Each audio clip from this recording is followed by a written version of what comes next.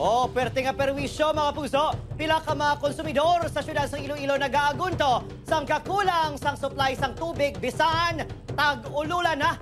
Iloilo City Mayor Jerry Treñas liwat nagpabutsag sang pagkadismaya sa serbisyo sang MPIW. Ini ang gitutukan ni Zen Kilantang Sasa. Nagapulaw si Manang Mila kagang iya pamilya kada gabi sa pagbantay nga magtubod ang tubig. Humalin sang tag-ilinit tugtog subo nga tag-ululan. Problema sa gihapon ng tubig nga ginasupply sang Metro Pacific Iloilo Water. Kapoy ka na, tuyo ka pa. Kada gabi ko nulaton mo gid nga magsalod ka gid nga kuan kung la ka pagit pulunduhan nga damo. Sa ginabayran sini kada bulan nga nagadangat sa 240 pesos, nanugunan siya kay daw hindi mapuslan bangod tuman kahina sang tubod kag masami nga wala sang nagagwa nga tubig sa gripo.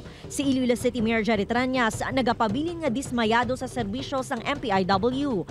I have always said I'm not satisfied because kulang pa na tubig.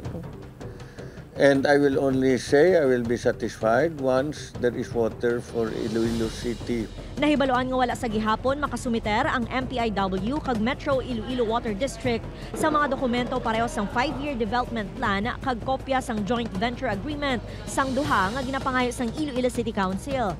Matandaan nga ginaduso sang MPIW ang water rate hike nga masobra 9 pesos per cubic meter. So si MPIW as a joint venture company, wala talaga siyang authority to release that kasi joint venture company lang siya. Ang magre-release talaga ng document ay si MIWD.